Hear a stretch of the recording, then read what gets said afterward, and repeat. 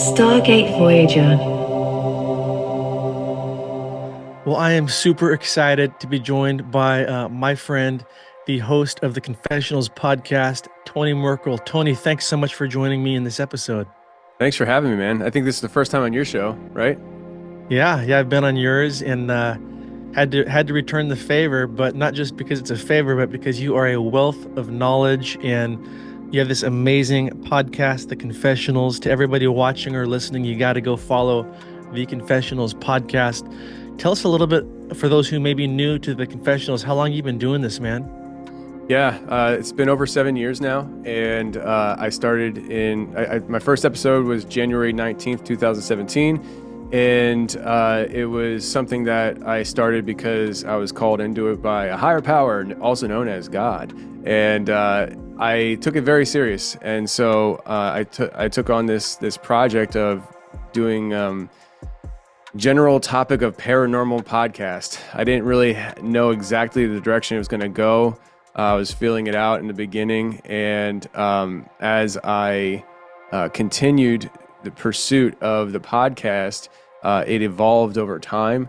It started out with me interviewing people on their experiences, cryptids, creatures of the woods, to UFOs, abductions, to hauntings, and as time has gone on, I evolved as a host. The show has evolved, and we're still in it seems like the overall direction of the show has been the pursuit of truth through people's firsthand experiences and truth and understanding. So a lot of my positions on things have evolved over the years, and they are a direct evolution from information I've gathered from the show, where you're sitting there, you're talking to people, and you start hearing the same thing pop up on different episodes, and you're starting to think, well, if that's true, and these people are experiencing this, what does this mean? And you start thinking about things and brainstorming, and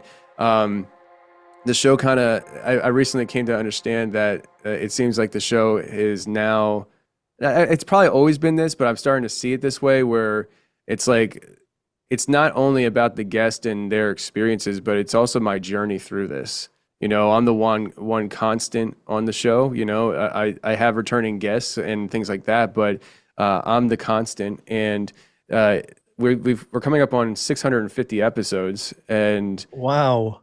yeah, it's a lot. And so, I mean, in 650 episodes, the audience gets to hear the progression of me in this field, the way I conduct myself on the show, to my thought processes. People would hear me say, I used to think this, but I don't think this anymore. And I had to retract some ideas because of new information. And, sometimes people don't like that. If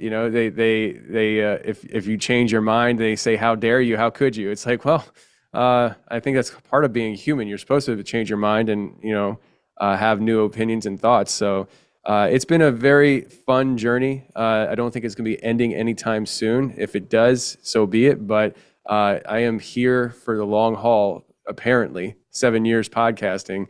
And, I say this pretty seriously too. 650 episodes, and I feel like I'm quickly coming up on 1,000, because I can't really put into words how it feels the last 7 years. It's just a blink of an eye. I cannot believe how fast it's gone. So, that's a little bit about me and a little about the podcast and what we got going there. Yeah, congrats, man. 7 years and 600 plus episodes. That is a run. And again, to everybody watching or listening, go follow the Confessionals podcast. You're just always pumping out, man. Just seems like nonstop content. And it was cool to connect with you last year at the Blurry Creatures BlurryCon. And so I felt like, man, when I met you there and we hung out and we're having dinner, just really had a connection with you, man. So Yeah. it's been fun getting to know you more since, and you've given me some great tips on my platform and stuff I'm doing, and how to grow my YouTube channel better, and your tips are working. So Awesome. thank you.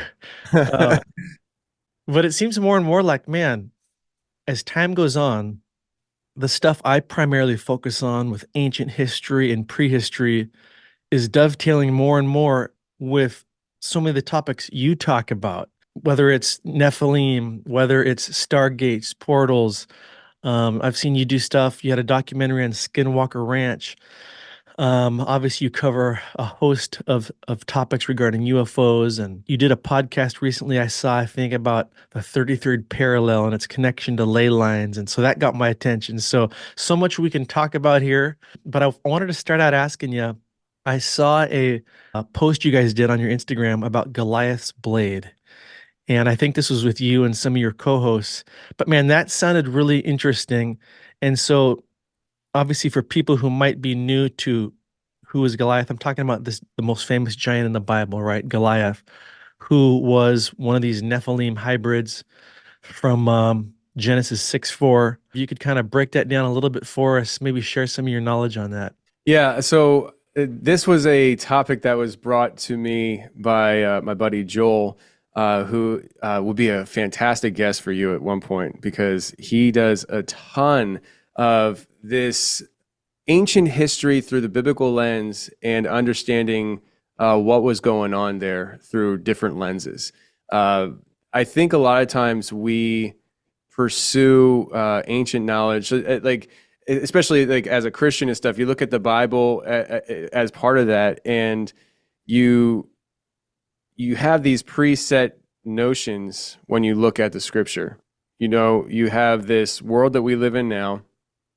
And if you don't look into the stuff that I'm looking into, that you look into, and other people that probably listen to the show, you tend to look at things in a very natural way, quote unquote normal. And one thing that I'm kind of really becoming more and more convinced of is that we are much more supernatural beings living in a supernatural world, in a supernatural existence. And we're being in a way a little deceived in the idea that there's nothing spiritual about what we are unless we're sitting down in a quiet room opening up prayer to God or something. And the Goliath's Blade episode kind of explores this alternative narrative through Joel's study of these words and what they could have meant in their original meaning. And to summarize it in my best ability, because Joel really spearheaded that episode, there's a real argument to be made that there wasn't the whole the suit of armor that was given to David that he rejected, and even David's stone and Goliath's blade, that there was more to it than just physical objects. I forget the actual description that Joel gave about the suit of armor, but it through his study of these words and what their meanings are, because these words, these Hebrew words, often have multiple meanings, and there is an argument to be made that the suit of armor actually would transform to fit the body of David. It wasn't something that was necessarily huge, clunky, and didn't fit him, that it would have fit him, but he refused it anyways. And then there's also the stones that David picked up. Now, it says David picked up 5 smooth stones out of the brook, but there's something that supernaturally could have happened with these stones, that the translation of the stone and the word that was used there was used, I think, 1 or 2 other places in the Bible, and it means firestone. And so there's this idea that could it have been something where when David slung this stone towards Goliath, that it actually transformed into something that it wasn't necessarily originally in David's hand. And we're talking about a whole supernatural experience here. I mean, like just the idea that this kid took down a Goliath, took down a giant, a Nephilim giant, and there was all this army of men who didn't have the guts to do what David does. It's a very supernatural story when you start really thinking about what's going on here. The idea that my son, I mean, he's a little young, but let's just say he's 15. My 15-year-old, 13-year-old, however, a young teenager would have an ability not only physically but also in bravery over an entire army. That itself is a very supernatural thing. There was something supernaturally happening in David that allowed him to be so sure of himself. He understood where the power was coming from, literal power, and where it was coming from. And then there's even this idea of Goliath's sword that we talked about, where the way it's described as being, is it possible for David to have actually picked up that sword and cut off the head of a giant, it being that big? I mean, that's something that we talked about. Is it possible that the sword itself could have transformed? And we're talking about a very supernatural thing. And we're talking about three different things transforming. I hope I'm not over or underselling that whole episode, but it was a very fascinating episode to have, because it just kind of presents this whole supernatural element. And even later in David's life, there's and I don't have the scripture off the top of my head, but there's a point in time where David as a man is still warring with Goliath's family. And it talks about one of his family members, and I don't know if we've actually covered this since we started talking here, but like, just to let people know, like, Goliath is probably the most famous giant in history, Right. and he was a Nephilim, which was a human hybrid, and his family was just that as well. And they come from this lineage of human hybrids that came from fallen angels procreating with women. That's the million-foot overview. But those fallen angels did teach their offspring sorcery and things that humans weren't supposed to understand and know. And so that's where like the very foundation of all of this is coming from. So in the Bible, though, it talks about how he had come across Goliath's offspring, or not offspring, I think it was one of his relatives. And the way it's written in the scripture, the word sword, it says that this, I'll just say, being this Nephilim hybrid was wielding a new sword, but the commentaries will tell you that the word sword is implanted. The word sword was never actually there, and so we're now, if you take the word sword out and you look through it with a supernatural lens, you're now left to having a whole wide open door of possibilities. Okay, so if it wasn't a sword and they had to put sword in there because there was no other logical understanding of this, well, what could have actually been going on here? Because it also says that it was something new that David had never seen before, that it was new to him. And so David was a mighty warrior. He's killed Goliath. He's killed plenty of people. He's seen lots of death. He's been in up close battle. He wasn't one of the kings that kind of held back and just watched everybody do their thing and stayed alive. I don't want to say it, but I'll say it. Like, it's almost as if like he enjoyed it. Like, it was like, this is what I do, you know? When I had the power of God behind me, I rock it. And this is what he was fairly familiar with. And so he understood what kind of weaponry was of the day. And for it to be something new tells me that it might have been something different. And maybe it was a sword, but maybe it was a new type of sword, maybe a glowing sword or something. I don't know. It's just, I don't think that Marvel is original. I think that these things that we are taught to think are sci-fi and for the movies are actually based in ancient reality. I think that there's ancient technology and ancient understanding and wisdoms that we have lost over time or have been stripped from us, and put in place a very natural worldview that removes the supernatural. And I think that's a very strategic thing. I don't think I think when humanity moves away from a supernatural worldview, it also moves away from a God worldview, a deeper understanding of who we are and where we come from. And I think in our ancient past, in our history, there was a much deeper understanding of the supernatural realm and what that could be. Now, is it true that this hybrid being had some kind of purple glowing sword running across a field, and David's like, that's new? I have no idea. But one thing I am fairly sure of is that the world that David lived in had much deeper understanding of the spiritual nature and the cost of it than what we do today. I feel like we live with blinders on, and the more it's been removed from our culture and society, the less we're able to see it. But back then, it was a very real thing.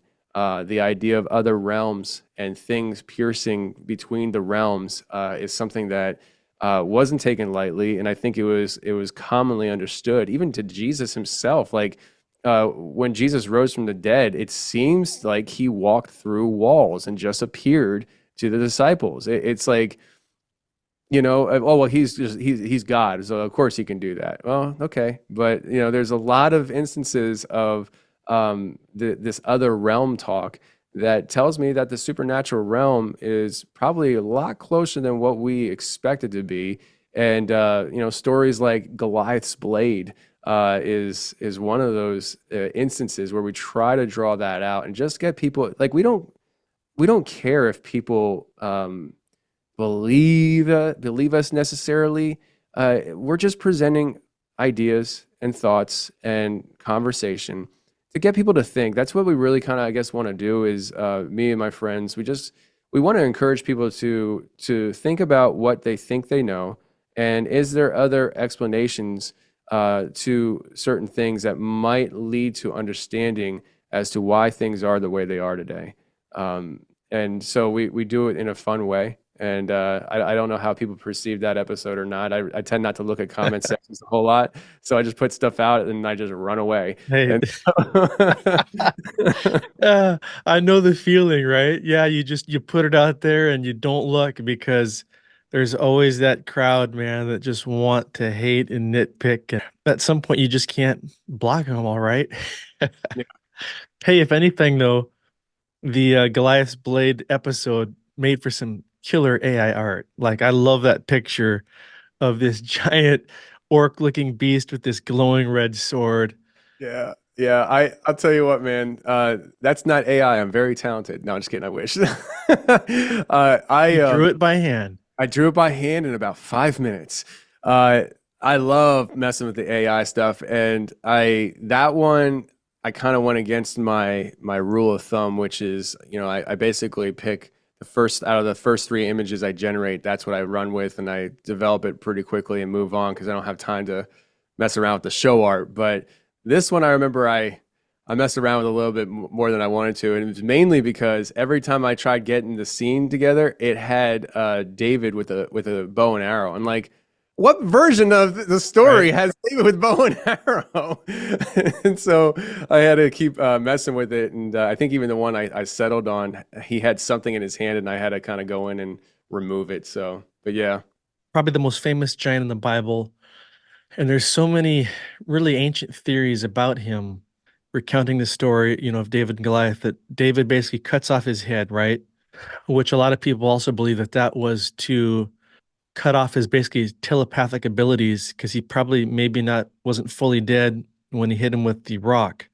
And so these things could communicate at frequencies we could only dream of. And so he was cutting off that frequency. But then I believe it says David dragged the head of Goliath, wherever this battlefield was, all the way to Jerusalem, which is quite a distance if you look at the map.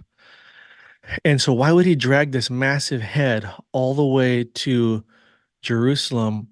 Ancient rabbinical, texts and traditions that say he buried it at Golgotha. Golgotha is closely related in Hebrew to the word Goliath, Goliath, Golgotha, the place of the skull.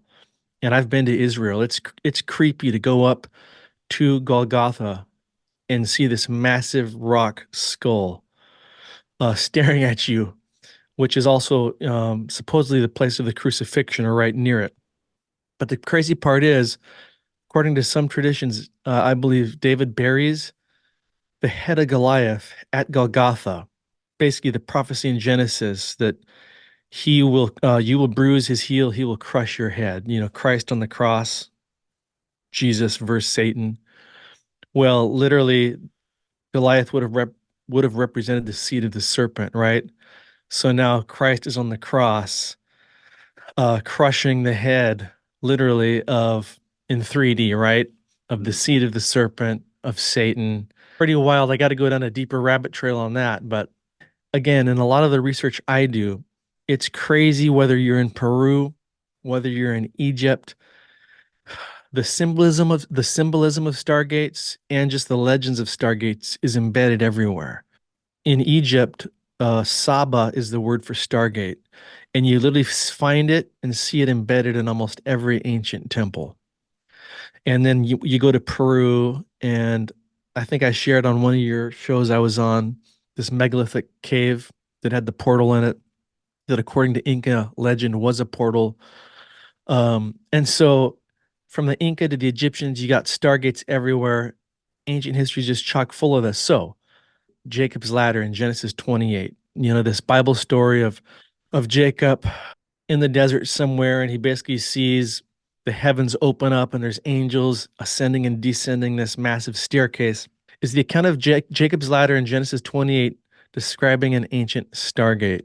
So yeah, I do. In fact, Jacob's Ladder is the first one I think of when somebody starts bringing this stuff up, because literally within the text, I actually had a feeling we were going to go in this direction, so I pulled it up here, and I I enjoy just reading through this stuff, but I'm not gonna because it's not, I'm not in a college course and I'm not teaching as a professor. But literally within the text, it says in verse 16 of 28, it says, or chapter 28 of Genesis, it says, when Jacob awoke from his sleep, he thought, surely the Lord is in this place, and I was not aware of it. He was afraid and said, how awesome is this? So in his fear, he's saying, how awesomely fearful is this? It brings you the trembling, but it's like amazing. And I can relate to that so much when you have these moments of life where it's terrifyingly amazing. How awesome is this place? This is none other than the house of God. So he's putting like God's foundation at this location, and he says this is the gate of heaven. And so it's literally the word gate, gateway, portal is right there. When you talk about the experience that he had there, he had a traversing of realms experience. And quite often through my podcast and people's experiences, but also in the scripture, people have these traversing realms when they go into this alternate state of mind and existence. Again, bringing it back to what I said, we are way more spiritual of beings than what we often give ourselves credit for and what we tend to think in. So in another one would be Daniel chapter 10, when he has this vision of a coming war, and he spends 21 days praying, and actually I think it's 24 days, praying and seeking answers. And on the 24th day, an angel appears before Daniel, and I don't think it says what angel it was, but a lot of people believe, I think that it's Gabriel. But nevertheless, an angel of the Lord appeared before Daniel. And here's the crazy thing: is he's having this vision of this angel of the Lord appearing before him, and there's other people around. I don't know exactly who was around. It probably says it somewhere in the text, but the thing that stands out in my head so much is that he's having this vision of the angel of the Lord appearing before him. The people around him, it says, they didn't see what he was seeing. They couldn't see what he was seeing, but they were terrified. So imagine being one of the other people. Like, say, Derek, you say you're the one having this vision. I'm hanging out with you, and all of a sudden you're having this vision, and I just getting freaked out. Like, I hear that all the time on my show. People are like, I didn't see it, I could feel it. And it's not always the bad entities that you're feeling. It's still a terrifying thing. I mean, when you're talking about like angels and what they look like, I mean, some of these angels are pretty funky looking when you read the descriptions in the Bible about it. But anyways, so they get terrified, and let's just say they run off. I don't know exactly how it was written, but they're no longer part of the picture. And he's one-on-one with this experience. He's having this vision, and at some point, I believe it was before the real communication between him and the angel happened, it said that he fell into a deep sleep. And it's the same thing with Jacob. He finds a rock, he lays his head on the rock, he goes to sleep, and that's when he has this experience. And there's this very real, tangible thing through the scriptures and other people's real life experiences of today. There are tons of people having experiences like this today that in their sleep state, whether it's lucid dreaming or a dream sent by God, they're interacting with another realm. And so with Jacob's ladder, it says that, and this is an interesting key too, where it's not only in Jacob's ladder, but it's also in other parts of the scripture where it talks about angels coming and going from earth.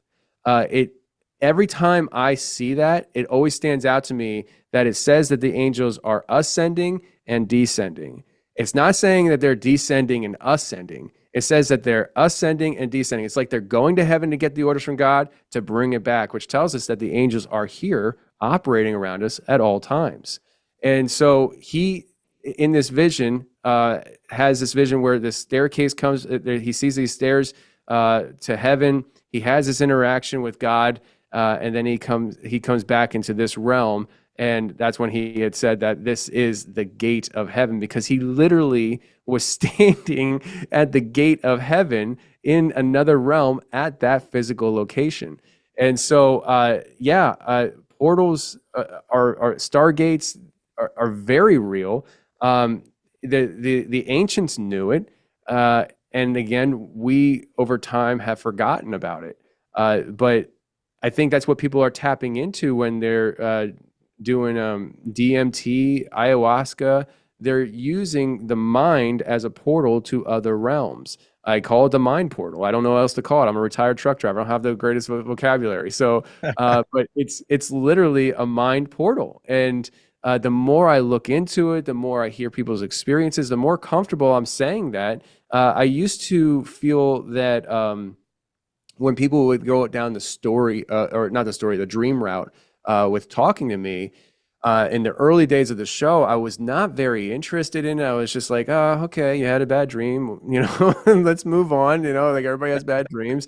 But I didn't think of things again, the evolution of my show and me as a host, like I didn't think of things the way I think of it now. I didn't even look at the scripture the way I look at it now. And it's something that should be so obvious that all throughout the Old Testament, the idea of visions through dreams and dream interpretation is riddled throughout the Old Testament, and it should tell us that dreams are meant to be taken serious and understood. And then it's just, so when you start thinking, okay, so take it serious, understand the dreams. Why? Because as we see in these stories, you could say, oh, Jacob had a bad dream. No, that's not what the story is saying. The story isn't saying Jacob had a dream where he thinks he saw God in his dream. No, it's saying that he was taken to God, the staircase to heaven, right there, but through the dream state. And it's a complicated thing. I'm actually one of these people who don't really remember my dreams a whole lot. My wife is the opposite. And I just had a lady on my show not too long ago, Vicky Joy Anderson. Fantastic lady. I mean, she is just so stinking awesome. But she said something to me on the show that I just never considered. I've been married for 17 years, man. And she said that, and I don't think she's married, but when she was having these dreams, these attacks in her dream state, she was very aware of how real this was. This was not just, an imagination thing. She actually prayed for somebody to intervene on her behalf with this stuff. And her earthly father appears in her dreams and actually prevents things from happening for her. And it's not like he is in his bed sleeping and dreaming and he's like, oh yeah, I remember that last night. That was a close one, right? A good thing I got there in time to save you again. But in her mind, the image of her father comes and intervenes on her behalf a lot and stops these spiritual attacks. And she said that, and she was speaking to women in my audience, and it was probably for the best because as a man, I can't say this because I'll be crucified, right? But she said that speaking to women that you have that they have a I don't want to say ability. What's the word I'm looking for? They have a they have something that we don't have, an allowance that we as men don't have, where women can call upon their husbands or their fathers to intervene on their behalf and fight for them spiritually. And it's something that I never really thought about with the dream state, because that's what she was talking about. And I said to her, so you're saying that my wife, when she has these terrible nightmares, instead of me just sitting there and listening to her about her bad dream and thinking there's nothing I can do about it, I can actually engage in in the spiritual realm and fight on her behalf as her husband, as the leader of my household. And she's like, that's exactly what I'm saying. And I was like, well, that puts a whole new spin on things, and it's go time. So I've been doing that. I wouldn't say every night, but to be honest with you, there's nights that it definitely slips my mind. But when I'm thinking about it, I'll be laying there and I'll just be praying and asking God if there's anything that I can do to intervene on my wife's behalf or my children's behalf in their dream state to allow it to happen.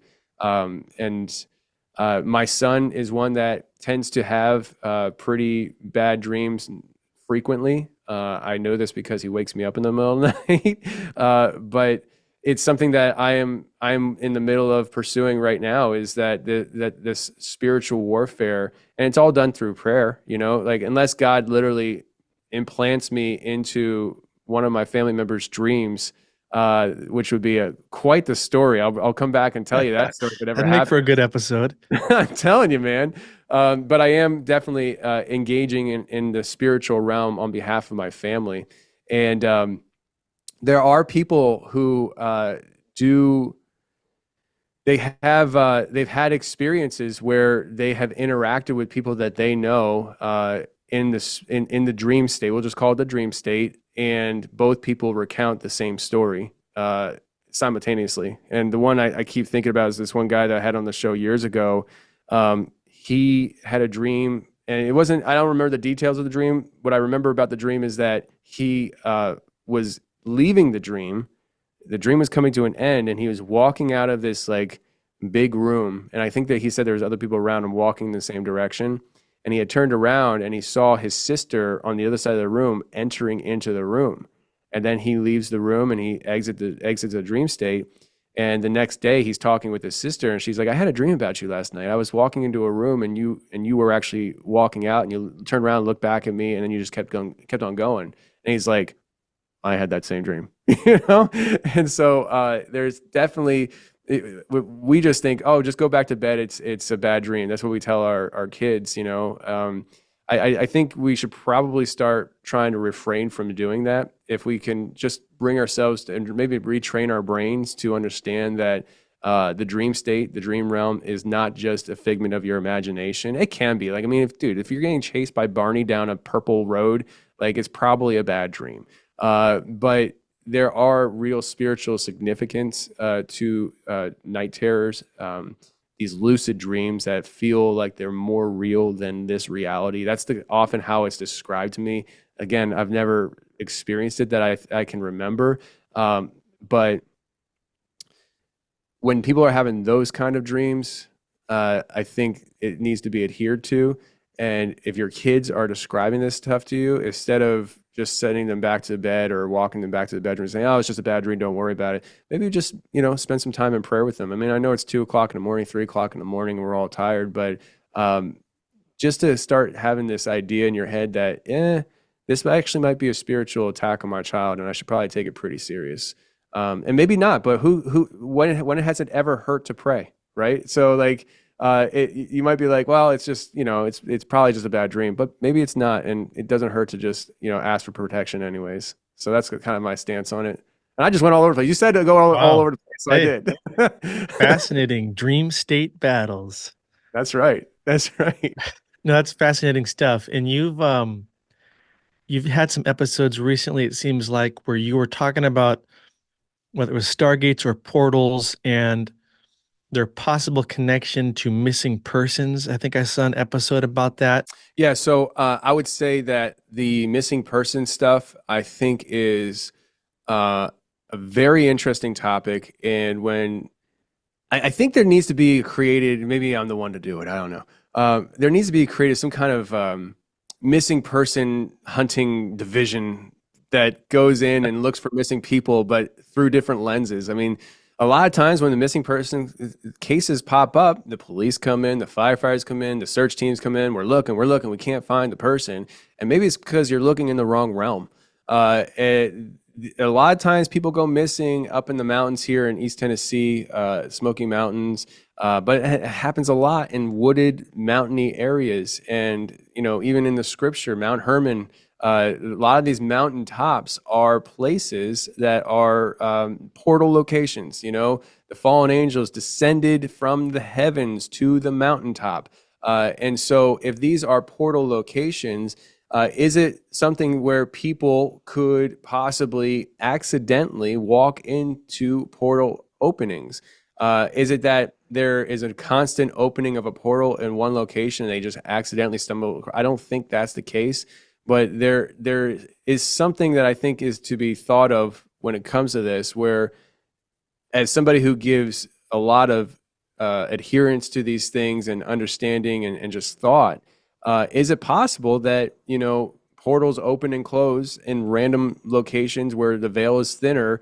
And is it possible that somebody slips into that dimension by accident? I was talking to a guy named Chad Riley, and he told me an experience that somebody had that was relayed to him, where this woman, I don't remember all the circumstances around it, but she saw like a square rectangular shaped portal light opening like off the road, and her husband was standing next to it saying, "Come here, hon, come here, let me show you, come here."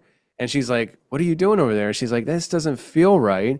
And she turns around and looks at her car, and there her husband is sitting in the car completely frozen in time. And obviously right there she's like, okay, so you're not my husband. But the idea that her something was posing as her husband, trying to coax her into this portal, is that something that happens on a more frequent basis that what we realize is there openings of portals where entities are coming through, which is something that I strongly believe in, and these entities, are they coaxing people in? Are they turning themselves into something that is familiar? You know, we see in the Bible fallen angels, fallen angels and angels, but let's just go with angels in general. They can transform their appearance to be human looking. So who's to say that you know, there's a case here in the Smoky Mountains from 1969, I believe it is. A little boy named Dennis Martin went missing, and it was very peculiar, probably the most peculiar unsolved missing person case they have in the Smokies. And this little boy, it was like two families, they were camping together, and the kids were playing hide and seek, and the parents could see. It's like, you know how it is when you have kids where they're planning and they're doing something, they think they're doing it in secret, like, oh, we're going to scare mom and dad, but you're right there and you can hear them talking about it. It was kind of that situation. And the parents could see and observe the kids were going to hide and try to jump out and scare them as they were walking. So the father of Dennis Martin sees his little boy, Dennis, just off the trail, hop behind a bush, and he's crouched down there to scare the family as they approach. They approach, and he's not there. And it was within seconds. It wasn't even, I don't even think it was a minute of a walk to the bush. He was right there. And they immediately look around. They can't find him anywhere. A search party comes. They can't find, to this day, they can't find Dennis Martin. And it's like, well, what happened there? Did Dennis, like, he's just gone, disappears. There's no scent of him, nothing. What is that? I mean, is it possible that people like that could somehow traverse realms, and that's the case, that's the cause of some of these, not all, but some of these missing people cases? I don't know, but I mean, imagine if little Dennis Martin hops behind a bush and he's crouched down there, and behind him there's this mystical doorway, and his father, who's walking down the trail, it appears next to the door and says, "Dennis, come here, let me show you where this goes." And so, "This is really cool, buddy." And all of a sudden he's gone. I just heard this yesterday, and I just want to say that David Paulides, who does the missing 411 stuff, he says that a lot of times people report when this bizarre stuff happenings that everything gets quiet, like everything just dampens down, almost as if like the realm shift is beginning. And he says, he suggests that the best thing to do if you're with somebody is to sit down still on the ground, put your backs against each other so you see in opposite directions, and just wait it out.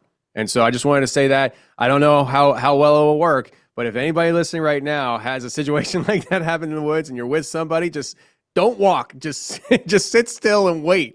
Just wait it out. So that's my PSA.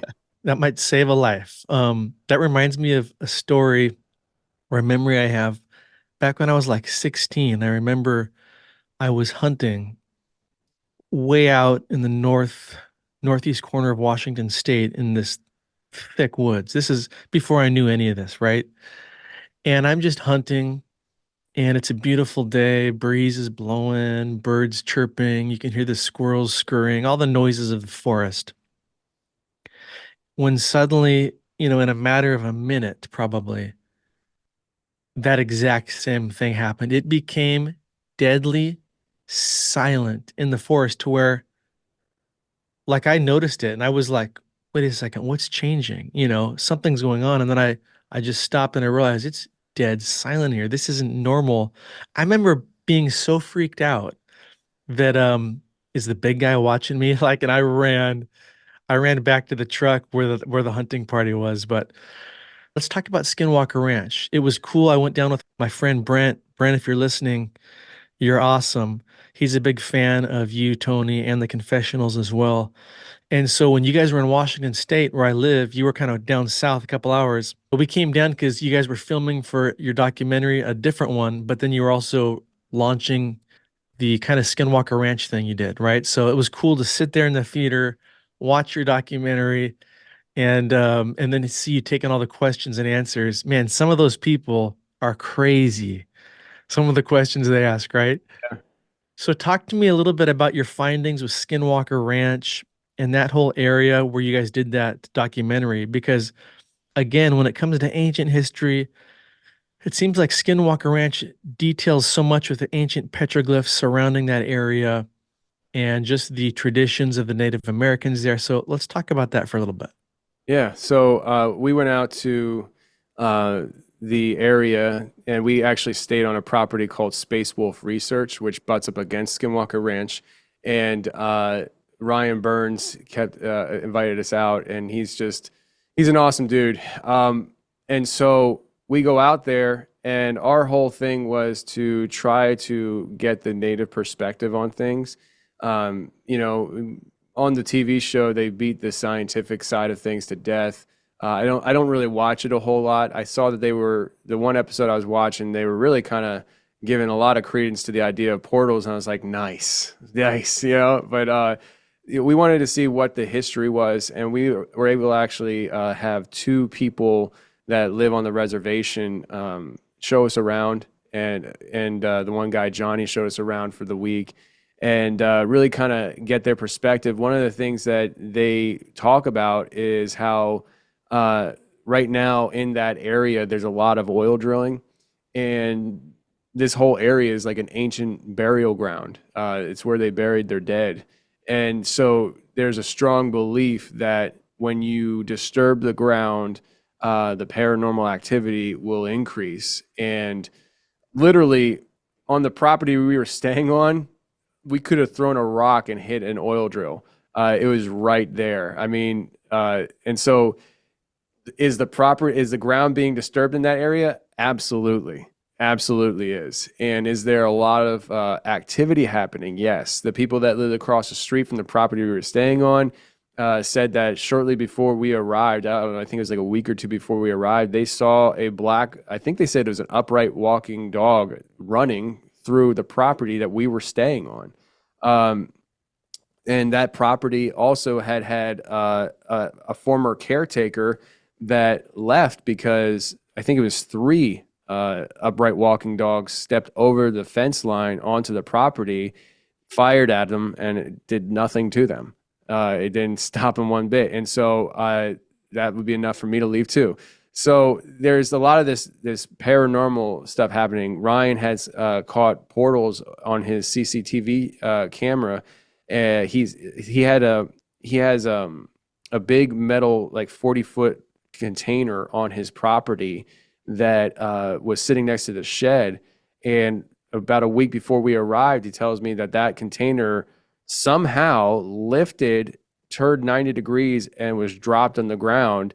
And sure enough, when we get out there, that container was absolutely moved. There was no sign of drag marks. It literally showed. It seems like it was lifted and then dropped.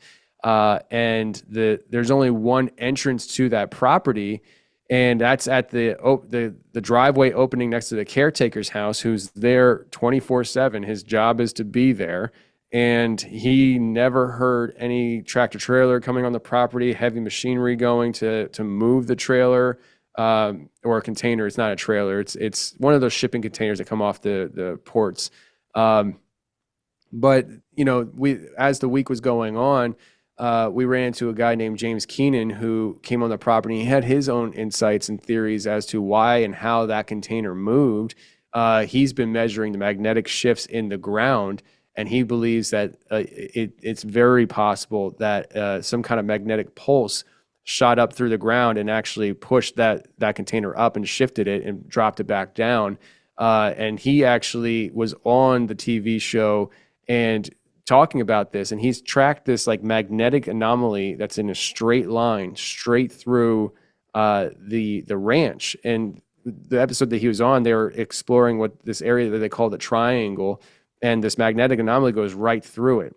And the way they showed it on the TV show, it looked like the line was going towards Space Wolf Research. And so I shot James a text and I said, "Hey man, that line you were talking about, is that in anywhere close to the container that was moved?" He said it actually goes right underneath it. And so there's a lot of weird things happening in that area. I do think that area is special. I to say why it is, I'm not totally sure, but to say that it has interdimensional properties, I'm almost 100% sure of that. It seems like that area has its own consciousness, and it comes alive in this realm and shows you glimpses of another realm while you're there. We saw lights popping off in the sky for well over an hour. We documented that. It kicked off with a giant bright light shooting up from the ground across the valley on the mesa. That's the first thing we saw that night. Like all of a sudden, just this bright light shoots up into the sky, and we didn't have the night. I don't think we had the night vision cameras out at that point, and the camera that we had wasn't going to be able to capture this light properly. But we had a Sony A7, which is really good in low light, and we were able to snap photos of this bright light shooting up in the sky. I mean, this was a very wide, large white light shooting up into the sky from the ground. We don't know what the source of the light was, but one thing is I've seen that light before on the Skinwalker Ranch TV show. They actually have experienced that same phenomenon. And I don't know if it was the same day that we were there or if it happens more than once, but there's a lot of strange phenomena happening there, a lot of interdimensional stuff, creatures coming in and out of portals, appearing and disappearing, skinwalkers, which in themselves, I believe skinwalkers are very interdimensional. And so it's a very fascinating area. And you mentioned about where you had your experience in Washington. We're coming out with I don't know when this is airing, but we're premiering our new documentary, Sasquatch and the Missing Man. It's all based in Washington State, man. Like we had some pretty bonker experiences out there. So when you say that the woods went quiet and it got real chilling, I don't doubt it at all. I had never been to Washington before we did that documentary shoot, and I'm used to East Coast woods, even the Smoky Mountains. The woods where I'm at are much different than the woods in Pennsylvania. These woods, they've been logged and stuff, but they haven't been as heavily logged as the ones in Pennsylvania. Pennsylvania was clear cut. The entire state just everything was taken down. So all the woods that we have there are relatively new. But out where you're at, brother, that's like a whole other world. Like, I mean, I couldn't believe. I just felt like I was in a different world. It was like it just talk about realm shifting. Like it's like you walk Yeah. into another realm. It's wild. Yeah, out here is the deep, dark woods, right? Yeah. With and if you're with old growth trees, and it's amazing how big some of these get, and then you add, the huge mountains around them and surrounding them. Hey, let's close with talking about CERN, because this too You've done a lot of content surrounding CERN. And so for people who might not be aware, just give us a simple, quick explanation of what they say CERN is and then what you think CERN really is. I can tell you what CERN is. That's not what they're telling us it is. So, I mean, all right. So they started building CERN, I think, back in the 1950s. It's a very old facility. I think it's people think that it's something new. It's not. It's Oh, nothing new. I didn't even know that. That's crazy. The 50s? Yeah, it was back in the 50s. I think actually back in the 50s is when it started up, when they started operating. But CERN is a particle accelerator that's underground, 17 miles in diameter. It stretches underneath the borders of Switzerland and France. It's an international endeavor, and some of the world's top scientists work at this location, and they had been on a quest to find they were looking for the God particle, and they say they found it. And their whole thing is we're looking for the very fabric of existence. We want to reverse engineer existence. And so they're smashing particles together to get to the very root of this. And in that process, okay, so that's what they say basically. Okay, that's the dumbed down version. And if anybody at CERN ever hears this, they're like, no, wrong. You're using it wrong. You're saying it wrong. Listen, it is what it is. But here's what I suspect happening. There's a lot of rumors that they have opened portals at CERN and that they are actively interacting with another realm at CERN with beings coming through. And when you look at CERN, you're like, well, that sounds sci-fi. They're scientists. They're based in science, not this weird alternate reality, portals, magical stuff. Then why do they have a statue of Shiva on their front lawn? They literally have a statue of the ancient god Shiva, the god of destruction, I believe it is, on the front lawn. They have been documented on video doing some kind of satanic ritual outside in one of the courtyards. And they didn't deny that they did that. They said it was a joke. They said that it was a prank, that they were goofing around. They didn't say that's not real. They didn't say that's somebody else, that it's a fake. No, they're like, oh, no, we were just kidding. Okay, so you're saying you did it. And it's like, I don't know about you, Derek, but the last time I went to work and did a satanic ritual just joking around, I don't think that's ever crossed the table as an Right. option to do for the day. So there's real things like that are going on. And you get these especially it's more popular probably about closer to 10 years ago. There was people back when the internet was still the wild, wild west and you could actually do things on it. There was people that actually were leaking supposed emails out of CERN talking about these things, leaked documents kind of thing. But CERN isn't the only place that has a particle accelerator. It's the most well known. I think China is trying to right now build a particle accelerator that's bigger than CERN, which should be concerning to everybody. And in the United States, we have several of them. There's, I think, one or two in Texas. There's one in Chicago. There's one here in East Tennessee, in Oak Ridge. People are familiar with Oak Ridge for where they developed a nuclear bomb. That's not all they do there, though. They have a particle accelerator there, and they are doing very similar things. In 2019, the scientists at Oak Ridge came out and said that they were trying to discover the mirror universe. And when people like me started commenting on it and kind of be like, I don't know if this is a good idea, they came out and said, oh, we were just joking. So now we have the scientists at CERN who are doing satanic rituals saying they're just joking. We have the scientists at Oak Ridge trying to discover a mirror universe saying they're just joking. And the last time I checked, scientists generally aren't that funny. And so I'm thinking to myself, like, I don't know. I think you guys are bad at jokes and you're bad at lying. And so there was that rumor. So that was back when I was in Pennsylvania, when I lived there in the Philadelphia area. 2 years ago, I moved down here, and I moved in April of 2022, and in July, I was invited to a 4th of July party down the road from us. It was a neighborhood party. So, me and my wife and the kids go. It's a good opportunity to meet the neighbors and things like that. And I don't know anybody. My son is there, and he's playing in this kids' play area with one other kid, and there's a guy standing there watching the kids. And so, I assume it's the father of the other kid, but as dad, I should go over there and make sure that he's not some weirdo. And I go over and I strike up a conversation with him, and assumptions were right. It was his kid, and he's a nice guy. I start talking to him, and I said, "Oh, what do you do?" And keep in mind, nobody knows who I am. Nobody knows I have a paranormal podcast that I talk about this stuff. I asked him what he does for a living. He says he works in security at CERN, or not at CERN, at Oak Ridge. And I asked him, okay, so what is that like over there? And he talks about, the high level security stuff. He's former military. He's actually one of our most decorated snipers. He has quite the resume. Very, well, I'll just say he's a very deadly individual if he chooses to be. So if you want somebody guarding something highly secured, he's one of your guys.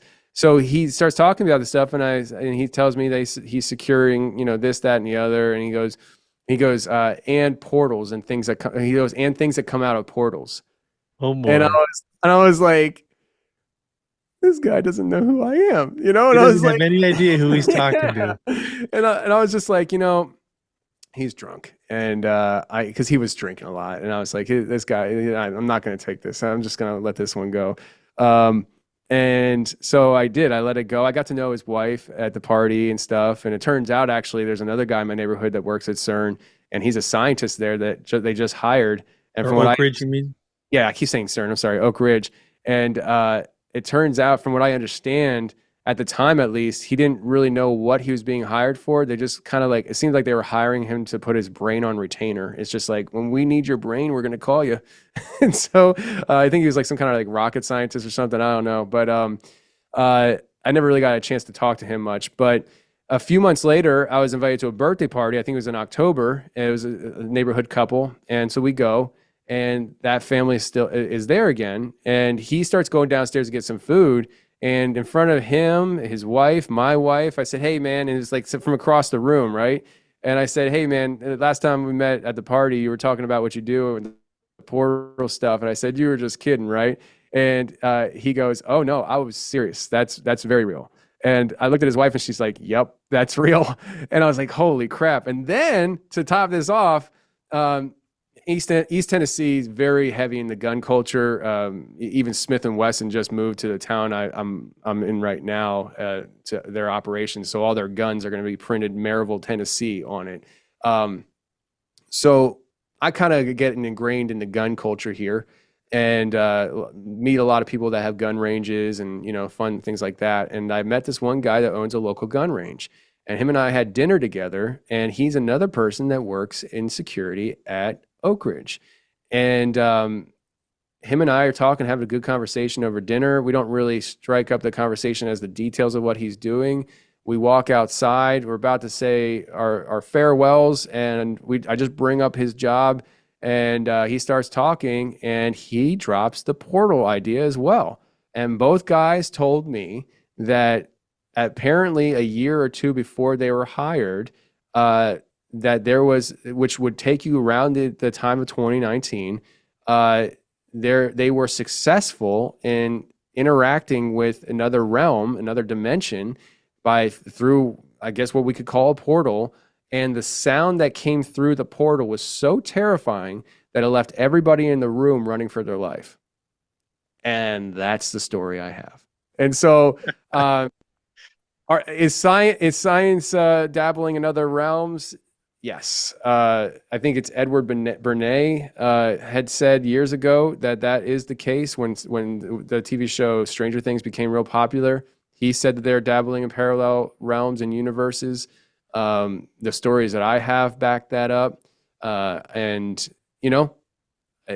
people still will say, "Oh, that's BS." Well, maybe, but maybe not.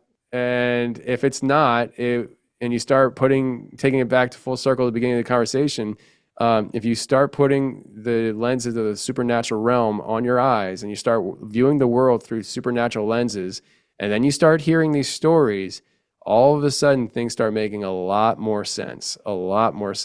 And that's kind of where I'm at in life. I don't expect everybody to jump on the train with me, but that's the direction of my train. And I'm having a blast. So if anybody wants to have fun, come on the ride with me. It's great. Oh man, that's fascinating about the Oak Ridge facility. I had no idea it was even there. So that was fascinating to hear about, especially that you've got direct testimony from guys that work there, multiple witnesses that are saying the same thing. That is fascinating. Well, Tony, this has been a great time with you. Again, everybody watching, listening, follow the Confessionals podcast on Spotify or wherever you listen to podcasts. Follow them on Instagram. Is there any other way you want people to connect with you, follow you, even personally? I know you got personal social media. Yeah, I have the show social media. I have my personal. I mainly hang out on Instagram on my personal one. Tony Merkel official is the handle. I got the blue check mark, I paid for it. So, but yeah, so people can check me out there. I would say also check out merkelfilms.com. That's where we put our documentaries. And we are coming out with our third documentary, Sasquatch and the Missing Man, which will have a live premiere, a virtual live premiere on May 5th at 8 p.m. Eastern Standard Time. People that maybe want to check out that documentary and be part of the live premiere can go to moment.co/Sasquatch. So it's just that website, moment.co/Sasquatch. You can purchase your tickets there, and that is where you will watch it as well. When you're buying the tickets, you'll create an account, and then when it's time for the live premiere, you just log into your account, and you'll have access to the premiere live. There'll be a live chat in there, and then people can also, when they're registering for their tickets, I think it's like an extra $5, and you get access to the after party, which is gonna be a live Q&A with me and Wes Germer from Sasquatch Chronicles. So we went out to Washington State to Wes's Bigfoot encounter location, and we documented that story, the journey there, and some other people who have had very bizarre Bigfoot interactions in the state of Washington, and it is by far the best documentary we've come out with. So I'm really excited about it.